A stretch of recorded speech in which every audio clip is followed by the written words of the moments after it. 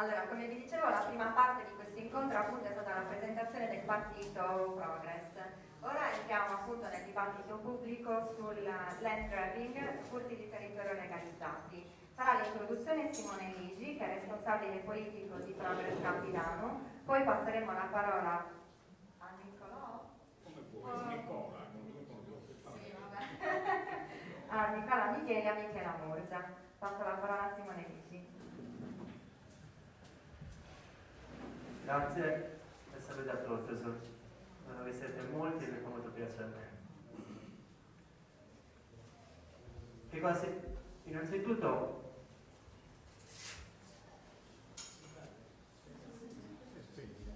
sì, se spegniamo le luci si vede un po' meglio.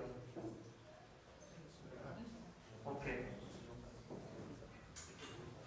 Iniziamo a analizzare esattamente dove siamo, cioè in Sardegna, come predisposto il nostro territorio, in quanto siamo un'isola e abbiamo molte risorse che sono proprio limitate proprio perché siamo un'isola. Iniziare per esempio dall'acqua, cioè noi non possiamo compromettere le nostre falde acquifere così come meglio crediamo, semplicemente perché non abbiamo ghiacciai perenni che ci alimentano le nostre falde, dove poi noi andiamo ad abbeverare i nostri animali e beviamo noi stessi.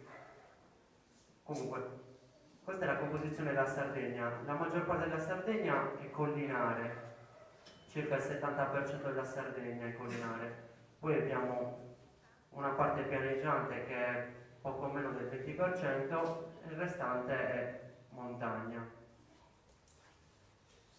Che cosa si intende per land grabbing? Il land grabbing è un metodo di acquisizione di territori su ampia scala, cioè le grosse aziende o chi per loro va ad acquisire concessioni di territorio, o li acquista o le prende in usufrutto, cioè ne acquista la concessione. Comunque prende accaparramenti di territorio spesso fertile per gli usi che meglio crede.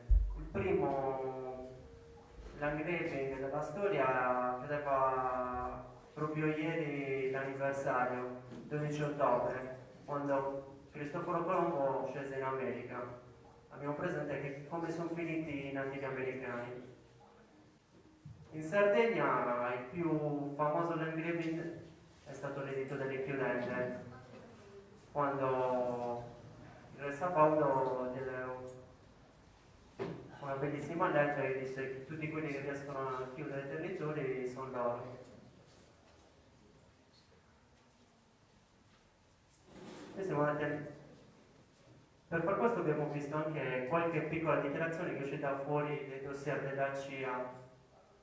Una di queste ci indicava come una mega portaerei all'interno del Mediterraneo. Ettari e ettari di terra, non cari, quasi spopolati, comunque abitati da gente, perché malauguratamente ci siamo anche noi che abitiamo questa terra. I sardi, teniaci e coracei, e poi un po' di luoghi comuni, come sono risaputo incapaci di costituire movimenti collettivi o iniziative comuni. L'isola è povera e per questo facilmente comprabile, con qualche centinaia di posti di lavoro nelle basi militari da offrire come mangime a qualche confacente politico nazionale e regionale. Poi andiamo a vedere cosa è successo, perché questa dichiarazione appartiene circa ai primi degli anni 60. Sotto c'è una bella dichiarazione di Campellacci in una intercettazione con Fusi, non so se sapete chi è Riccardo Fusi, l'hanno appena arrestato per lo scandalo del G8, per le bonifiche alla Maddalena, nonché dirottamenti di soldi qua e là. Campellacci affermava: ho la consapevolezza che il grande e vero limite della Sardegna siamo sempre noi sardi, perché malauguratamente ci viviamo.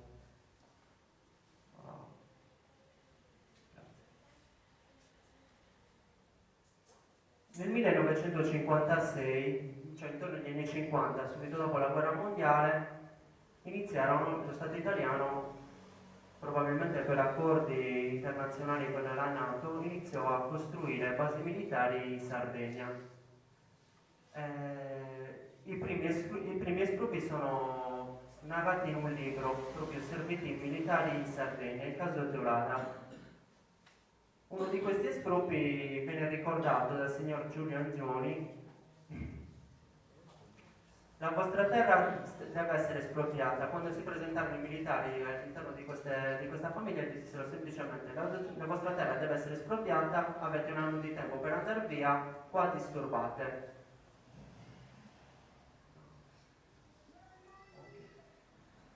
Il landgrabbing in Sardegna l'abbiamo individuato in alcuni aspetti. Innanzitutto le servitù militari, le servitù industriali e poi adesso la novità, le speculazioni energetiche. Le servitù militari, come ho detto prima, nascono nel 1956 dove nasce il cosiddetto PISC, il poligono interforze Sarto di Quirra, che è saltato alle ribalte negli ultimi anni per agnelli deformi, malattie congenite delle persone che lì casualmente si ammalano facilmente di leucemia, però non si capisce ancora se la colpa è del poligono o di chissà che cosa. È situato, sappiamo tutti, nella costa orientale della Sardegna, poco più giù di Arbatax, tra Arbatax e Muralvera, Cardasevolo, cioè, sappiamo esattamente dove si tratta. Sono la bellezza di 12.700 ettari di territorio, la parte a terra, esclusa la parte a mare, che sicuramente avremmo potuto utilizzare in un altro modo. Insieme al poligono di Quirra nasce il poligono di Capo Teulada, giù nella costa sud-occidentale dell'isola, tra Pula e Portofino. Sono 7.200 ettari sempre sottoposti a servitù militare, dei quali addirittura una parte della penisola proprio di Capo Teulada è talmente compromessa che è interdetta anche agli stessi militari, perché non si sa che cosa ci sia dentro in tutte queste esercitazioni che hanno fatto. Poi nel 1971 nasce qua vicino il poligono di Capofrasca, sempre altri 1.800 ettari di territorio sottoposti a servitù militari. Qua avete più o meno, cioè non più o meno, avete esattamente che cosa rappresenta questo in Sardegna. Abbiamo quelli cerchiati, ci sono evidenziati in azzurro più scuro il poligono di Capofrasca, Capo Teulada e il poligono di Quirra. Le zone che vedete a mare sono le zone che vengono interdette alla pesca quando ci sono esercitazioni a volo. È calcolato che le zone interdette sono maggiori della superficie della Sardegna stessa. Poi arrivano le servitù industriali. Lo Stato italiano, in collaborazione con gli amministratori regionali, ha individuato che la Sardegna era povera e di conseguenza soggetta anche al banditismo, perché la povertà e il banditismo andava di un'equazione. Allora iniziarono a finanziare un piano di sviluppo industriale per la Sardegna, il piano Rinascita. Che cosa ha portato questo? Individuarono 3 aree: San Roque, Porto Torres e Porto Vesme, circa 4.000 ettari di territorio. Dopo di ciò fecero anche un secondo piano di rinascita, perché il primo non aveva assorbito l'effetto desiderato. Che cos'era esattamente questo effetto desiderato? Oltre a portare tutte queste industrie che sono arrivate col piano di rinascita, sono industrie pesanti sul petrolchimico, poi vedremo lautuamente finanziate dallo Stato e dalla Regione. L'altra area industriale nacque al centro, a Ottana, soprattutto per contrastare ancora il banditismo, perché in Barbagia si faceva l'equazione sempre pastorizia, banditismo, di conseguenza distruggendo la condizione sociale, l'economia della pastorizia, creando l'immaginario del posto fisso, perché poi si è rivelato in questi anni quello che effettivamente era, che di posto fisso adesso abbiamo cassa integrati. Lo vediamo subito esattamente che cosa pensava nella commissione d'inchiesta sul banditismo La criminalità caratterizzata dalla Sardegna è propria del mondo pastorale, che si trova nella Barbagia, il suo centro. Nella Barbagia e nelle contrade vicine vi è una criminalità caratteristica, le cui origini profonde devono essere cercate nel mondo pastorale che la produce. Questo a partire dal 1972, appunto nel 1974 crearono l'altro polo industriale, Ottana. Vediamo poi queste fabbriche chi le ha finanziate? Le ha finanziate lo Stato, con i nostri soldi anche. Cioè non è che uno è venuto Robelli e ha detto apro una fabbrica perché mi fa piacere. No, lui ha preso fior di soldi, anzi, utilizzava anche metodi che allora non si chiamavano truffe, cioè suddivideva le sue aziende in modo da poter ottenere il massimo capitale, che erano 6 miliardi, le suddivideva, aveva aperto una miriade di aziende per ottenere il massimo prestito possibile, prestito a fondo perduto. Di questi che hanno usufruito di prestiti c'è la Saras, che ha ottenuto 40 miliardi di euro, cioè 40 miliardi di lire, circa 450 milioni di euro.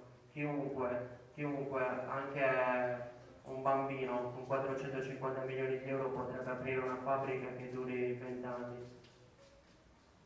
Poi a sua volta finanziata con altri fondi pubblici per cassa integrazione di andare. Chiunque, non è che serva un'imprenditoria scatra, cioè non serve un furbastro ammonicato bene in politica. Appunto Robelli era molto amico di Andreotti e Moratti era molto amico di Cossiga. In totale tra il 1962 e il 1974 più o meno sono giunti in Sardegna 25, cioè giunti in Sardegna è un eufemismo perché poi sono andate totalmente nelle tasche di imprenditori, lobby, io le chiamo, perché sono lobby che hanno aperto il peggio che si poteva aprire. E che cosa ci hanno prodotto? Hanno prodotto esattamente i SIN. Che cosa sono?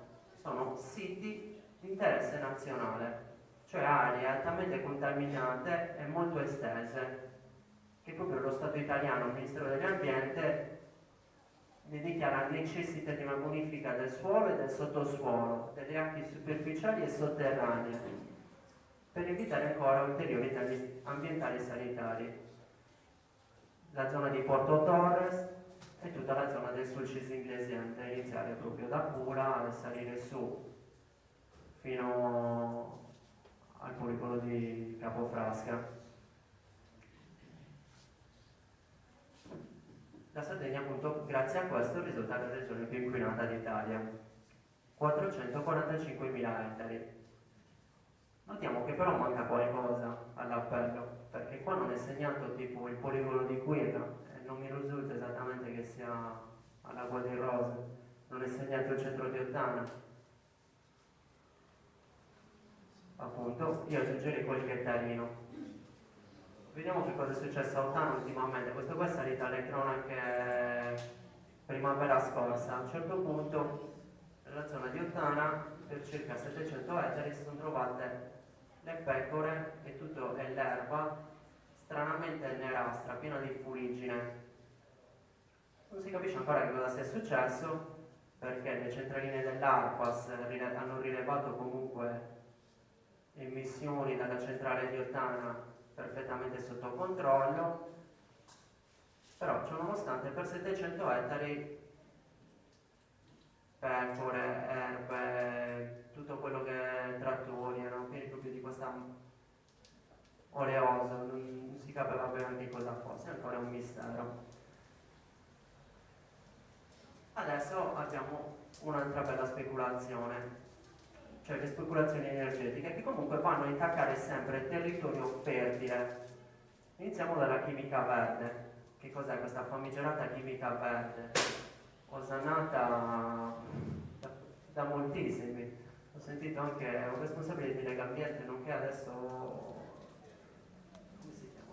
Non mi viene il nome. Comunque responsabile anche del PD, che è attualmente in Commissione Ambiente, che usava la chimica verde come la risoluzione dei problemi della Sardegna. Che cos'è questa chimica verde? È una bellissima centrale a biomasse per la produzione di energia. Centrale che vogliono alimentare essenzialmente a Carpi. Perciò noi dovremmo piantare, loro hanno fatto un calcolo che per andare a regime questa centrale dovrà avere circa 20.000-25.000 ettari di carpi coltivati, circa un terzo della superficie coltivabile in Sardegna, cioè un terzo della Sardegna, cioè della superficie coltivabile dovremmo metterla a carpi, una monocoltura assurda. Oltre a questo, proprio dell'anno scorso c'è un bel decreto di legge Clini che permette, perché casualmente si sono fatti anche dei calcoli per capire questa centrale se poi effettivamente con tutti questi carpi sarebbe andata a produrre abbastanza energia. No, effettivamente gli manca qualcosa. Ecco qua che viene in aiuto il decreto legge Clini che permette di incenerire rifiuti speciali negli impianti a biomassa e casualmente l'impianto a biomassa che l'ENI al posto di bonificare vuole mettere con matrica a dimora a Porto Torres appartiene a questo tipo di impianto dove si possono bruciare rifiuti speciali. Poi ci sono le energie rinnovabili, parchi eolici, poi sono giunti i parchi fotovoltaici, poi l'ultima generazione parchi di energia solare concentrata, il cosiddetto termodinamico. E poi abbiamo le centrali a biomassa che ultimamente le stanno facendo sotto il megawatt, perché sotto il megawatt non devono rientrare in una serie di, innanzitutto la valutazione di impatto ambientale e una serie di burocrazie che magari gli bloccherebbero la produzione. Addirittura a Cuspine hanno chiesto l'autorizzazione anche per una centrale termodinamica sotto il megawatt, esattamente 999 kW.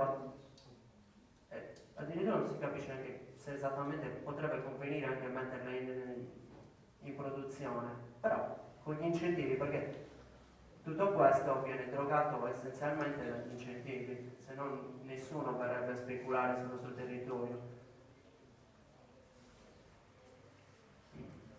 Chi è che apre questi parchi eolici, parchi fotovoltaici? Sono tutte SRL. Capitale sociale è solitamente intorno ai 10.000 euro, spesso neanche interamente versato. Sono di Cuspini, a Cuspini la FRIE, che è la società madre, ha creato una società più piccola, la FRIE Campidano, proprio per fare il parco eolico, così come la Saras ad Arborea ha creato la Sargas, capitale sociale 10.000 euro. Essendo una società a responsabilità limitata, loro coprono danni anche per 10.000 euro, non è che quello è il loro capitale, loro vanno a coprire danni o mettiamo che il parco eolico è fatto in concessione. Nella concessione, magari nel contratto non c'è spiegato esattamente che il palo lo deve smaltire il concessionario, ma magari rimane al proprietario della terra e lui si ritroverà un palo che qualcuno prima o poi dovrà smaltire.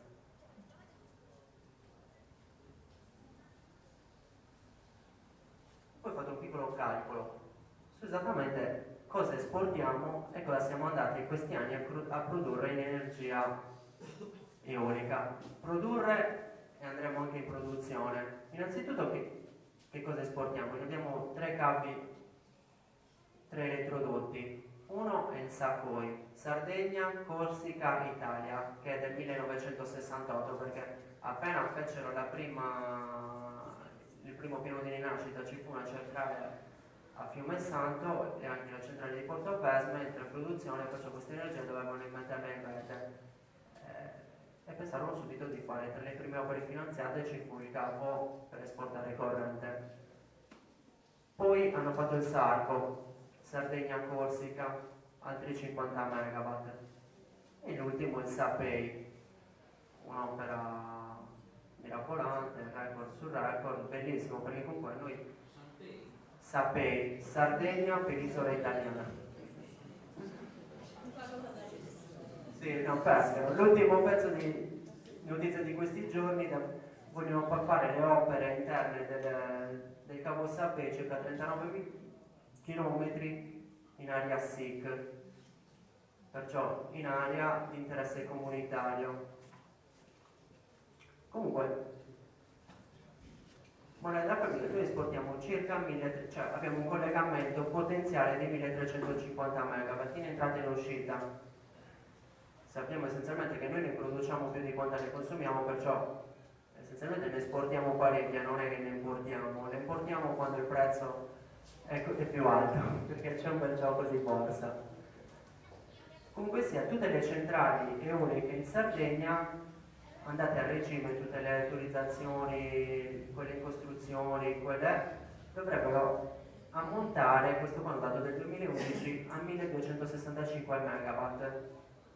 Più o meno siamo nel dato, ne manca ancora qualcosa, abbiamo anche il fotovoltaico, qualcosina ce l'abbiamo. Poi è giunta l'era della geotermia, perché non bastava l'eolico, il fotovoltaico, il termodinamico, hanno scoperto che magari spremendo bene il terreno si poteva ricavare o del metano o del calore dalla geotermia. È iniziato con i problemi, con i ricerca di idrocarburi, che sono il progetto Eleonora, il progetto IGA, che è proprio qua in zona, il progetto Eleonora a mare, che è stato respinto, quelli in arancione sono stati respinti, il progetto Nora, che è proprio nelle spiagge al mare di Cagliari, nel sud della Sardegna, e poi invece in viola abbiamo ancora un progetto sempre per la ricerca di idrocarburi a mare, che non è ancora stato respinto, il progetto Puma Petroleum. A questo si sono aggiunti i permessi di ricerca geotermici. Abbiamo Langlona, Sedini, Marti, Scuglieri, sempre il progetto IGESILI, qua perché sia per la geotermia che per la ricerca di idrocarburi, per un totale di circa 220.000 ettari. In più sono nati altri nuovi progetti, perché è arrivata una bella azienda, la Tosco Geopower, cioè la Tosco Geo SRL, con un capitale sociale sempre di 12.000 euro, che ha iniziato a chiedere così a pioggia permessi in tutto il Campinano, Guspini, Villacidro, Sardara, tutto il Campinano. Se andiamo poi a ricollegare tutti questi progetti, andiamo a vedere che questi, se per caso vengono passati, prendono esattamente tutto il Campinano, partendo dalle periferie di Cagliari, arriviamo ad Arborea, tutto il golfo dell'Oristanese, poi saliamo su anche Montiferru, cioè praticamente ci stiamo giocando tutta la pianura. Questo è il progetto IGA, che nel frattempo si è ampliato. All'inizio avevano chiesto 18.000 ettari, poi adesso sono arrivati a 61.000, hanno proprio ampliato largamente. E in più abbiamo le ultime novità del momento, che vanno sempre a incidere sul nostro territorio. Una è una proposta di legge del 30 luglio della Regione Sarda, quella sugli usi civici, che è stata respinta, sì, però ci hanno provato. Praticamente cosa hanno pensato? Siccome ci sono negli usi civici, ci sono persone che non hanno esattamente utilizzato il terreno per uso boschivo essenzialmente, hanno costruito, hanno fatto altro, perciò per sanare tutto questo hanno pensato di fare una legge in cui in caso il terreno non fosse, in caso l'uso civico non fosse sottoposto alla funzione originaria, poteva essere venduto. E un'altra che sta tentando invece il governo Meta per mettere a posto il problema di, secondo l'Europa, entro il 2020 tutti i demani degli arenili devono essere messi all'asta, non è che siccome io ce l'ho da 50 anni allora continuo ad averlo fino a Natal Durante, no, secondo l'Europa si devono mettere all'asta. Il governo italiano ha tentato di metterli prima al riparo con concessioni pluriennali fino a 99 anni, ultimamente sta pensando proprio di venderli a chi già li possiede, perché questi sono, cioè, è demanio, è terra di tutti, così come gli usi civici sono terra di tutti.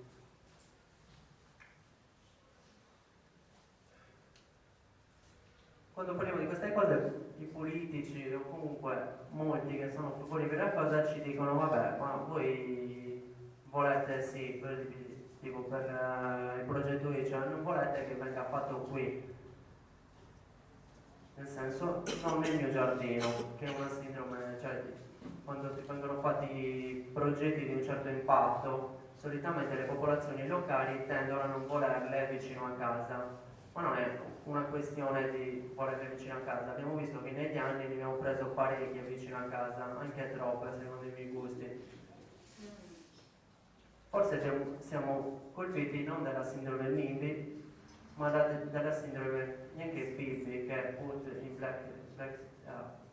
bensì dalla sindrome PISBY, cioè nel senso che tutto quello che non vogliono mettere in Italia c'è un posticino abbastanza vicino, non abbastanza lontano contemporaneamente, dove mettere queste cose non esattamente pulite. Chiudo con 2 citazioni. Una che mi è rimasta nel cuore, l'ho sentita qua a Serramanna. Sì, no, bellissimo. Un consigliere provinciale proprio del Medio Campinano, Agostino Pilia, che faceva questo ragionamento. Nel 2050 le proiezioni demografiche dicono che in Sardegna saremo poco più di 1 milione di persone, perciò perderemo circa 300-400 mila abitanti. Ma cosa serve preservare l'ambiente in un territorio che poi verrà spopolato? Perché lo devo preservare? Micidiale.